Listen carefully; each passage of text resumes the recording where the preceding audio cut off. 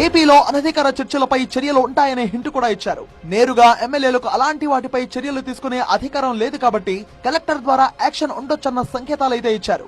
ఒకవేళ ప్రభుత్వ యంత్రాంగం యాక్షన్ కు దిగకపోతే ఎవరైనా కోర్టుకు వెళ్తే కోర్టు ఆ పని చూసుకుంటుందని కూడా చెప్పారు. అక్కడితో ఆపలేదు. ఎవరైతే క్రిస్టియానిటీలో మారి ఎస్సీ సర్టిఫికెట్ తీసుకున్నారో వాళ్లలో ఎవరైతే ఎస్సీ కేటగిరీలో పంచాయతీ ఎన్నికల్లో పోటీ చేద్దాం అనుకుంటున్నారో వాళ్లంతా ఒకసారి క్రాస్ చెక్ చేసుకోవాల్సిందే అని వార్నింగ్ ఇచ్చారు. నిజమైన హిందూ ఎస్సీకి మాత్రమే ఎస్సీ సర్టిఫికెట్ ఉంటుంది తప్ప మతాన్ని బట్టి ఎస్సీ సర్టిఫికెట్ తీసుకుంటాను, బెనిఫిట్స్ పొందుతాను అంటే ఇకపై అది కుదరదని తేల్చి చెప్పేశారు. సో ఇవాళ్టి నుంచి గుళ్లకు వెళ్లడం మొదలు పెట్టాలని సలహా ఇచ్చారు. రెగ్యులర్ గా చర్చలకు వెళ్లి దశమ భాగం సమర్పించుకునే వాళ్ళు నామినేషన్లకు అనర్హులవుతారని సూటిగా స్పష్టంగా చెప్పారు. రేపు ఎలక్షన్లో ఎవరన్నా పంచాయతీ ఎలక్షన్లో పోటీ చేయాలనుకుంటే ఇప్పుడే వెనక్కొచ్చేయండి.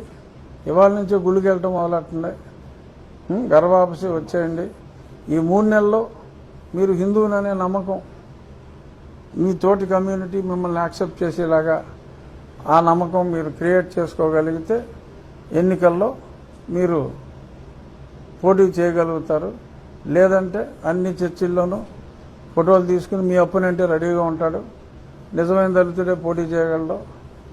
ఇలాగా రెగ్యులర్గా చర్చిలకు వెళ్ళి అక్కడ దశమ భాగం సమర్పించుకునే వాళ్ళు నామినేషన్కి అనర్హులు అవుతారు. బహుశా